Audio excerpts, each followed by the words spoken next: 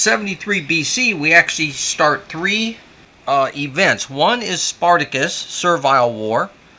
One is the pirates. And one is Sertorius. Sertorius is allowed, even if he was eliminated, you get Sertorius, you put him on the board with 2 legions and 2 auxiliary taken from the board, onboard forces, because he got him to go to his side, and he ran in the hills in Spain and kept up a guerrilla campaign for quite a while. Pompey was over there trying to stop him and couldn't, and through treachery, they've managed to murder Sertorius, and it ended it. But anyway, so you could see Pompey's forces here. Sertorius is up there. We start that.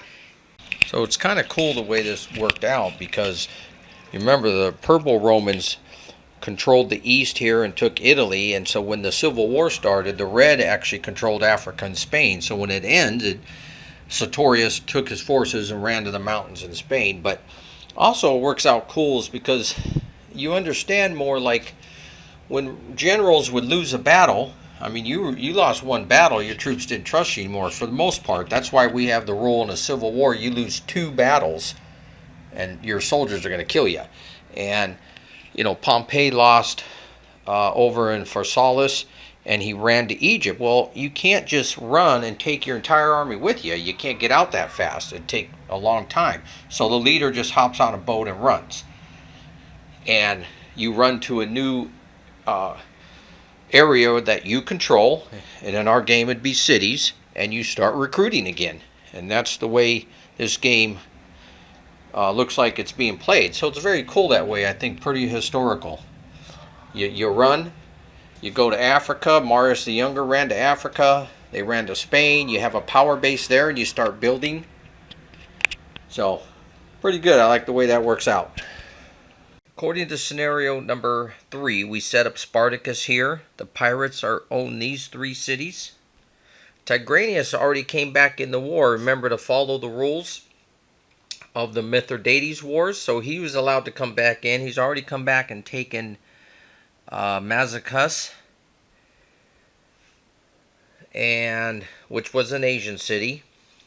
And Sertorius is allowed to pick any city in Rome, and he picked up there. He's allowed to start with 2 legions and 2 auxiliary. Now, in 73 BC, we add Sertorius to Spain, and you're allowed to put him on any Spanish city, and he can turn a civis unit, if it's not red, to a red side. So he can pick whatever city he wants. He gets 2 legions and 2 auxiliaries. They do count toward the 25 legion limit for the total Roman forces. You follow the special rules 5 and 6 in scenario 3. Sertorius is controlled by the loyal red Roman player, and the moment he is placed, that player gets 2 points for the city that he picked to occupy, and every turn that he controls this city and any others, he will continue to get 2 points every turn. Sertorius can only recruit what is eliminated from his at-start forces, as well as any forces he can gain by tribute. Also, the tribal centers in Spain can potentially be pro-red or pro-purple allies as per the normal rules. Now, Spartacus is also added in 73 BC, and this starts the Servile War, and it's set up per scenario 3. And the barbarian player will control Spartacus, and he will receive 2 points immediately and every turn thereafter that Spartacus stays in Italy. Now, Spartacus can only recruit barbarian legions with the Roman eagle on the back. Now, each barbarian, now the Eastern player, now I'm changing his name. He is no longer going to be the East barbarian and then there's a West barbarian. There's just the barbarian player, and then there's the client state player, which plays all the client states that are in on the Trajan map.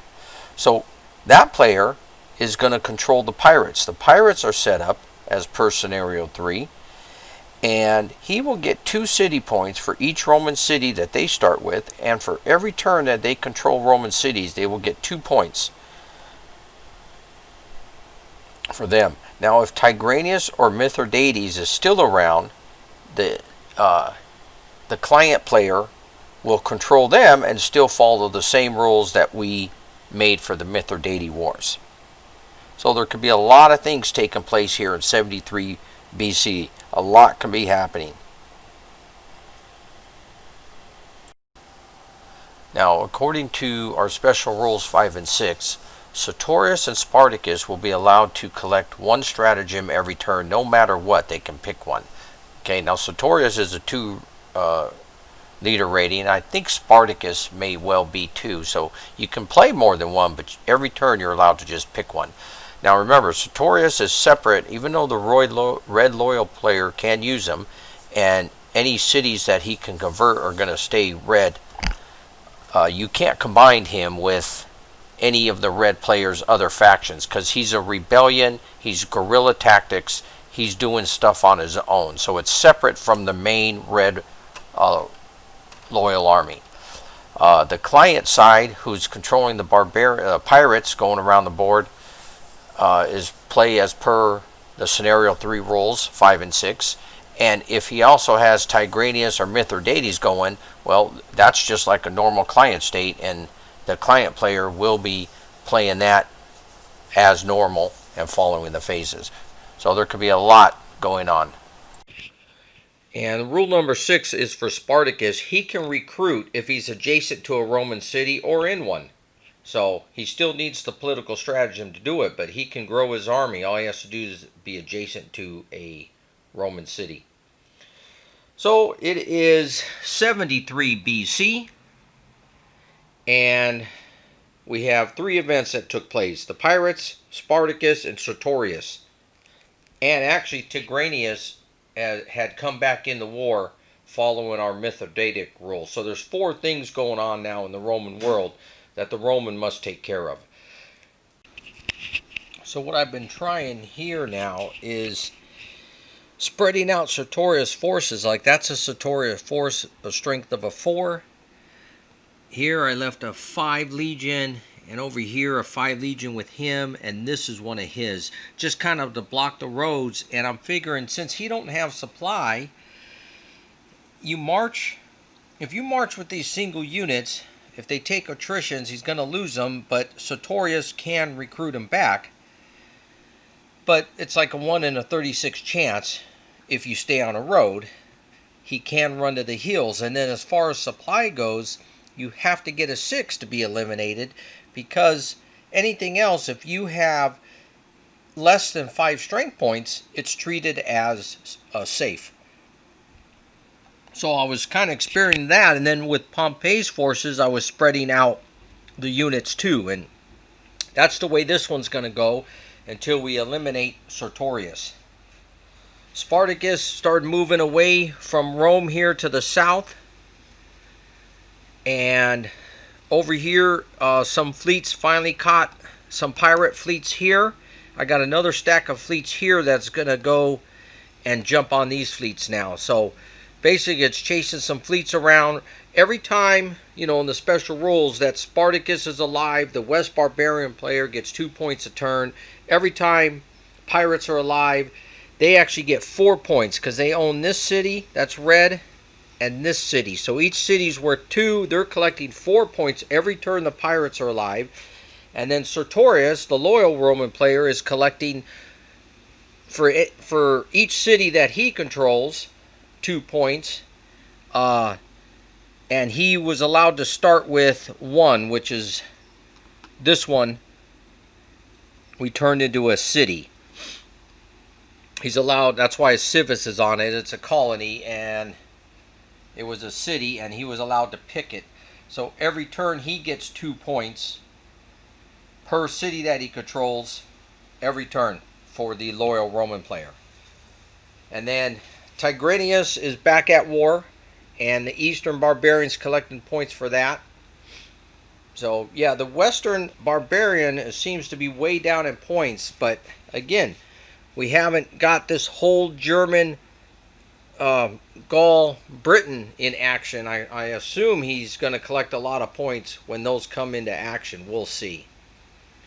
I don't know. If it's not the case, we have to do something to give the Western barbarian some more chances. But anyways, this is going to go on. Then we'll be finished with those wars. They can go all the way to 60 BC now, and we're in 73.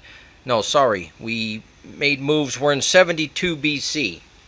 So you have 12 years to get this done before we move to our next events, which actually starts our random events turns. And after that, so any random events all over the board can be happening.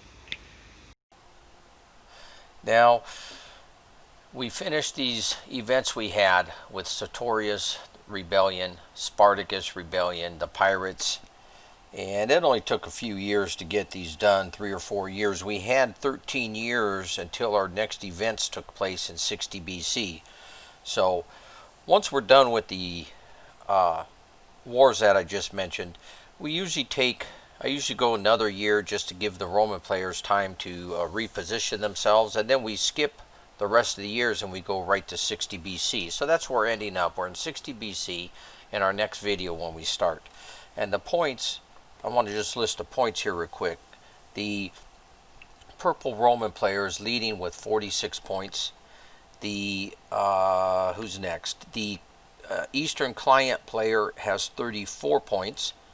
The Red Loyal player has 27 points, and the Barbarian player has 17. Now I expect the Barbarian player's points to go up once the invasion of Gaul and Britain, Germany, all those tribes start. And that'll be our next video. German tribes, Gaulish tribes, and tribal centers. We'll be getting into that. Now remember, the victory points are only used if the Roman players together do not earn one of those automatic victories. And I think the lowest one is 85 Roman cities. And I think right now the Romans have 54. And then there is one thing I was doing wrong. When you colonize a site, you have to have a veteran or an imperator legion and an impetus unit in the hex. You have to roll a 1, 2, or 3 to gain the colony, for the colony to become a Roman colonized site.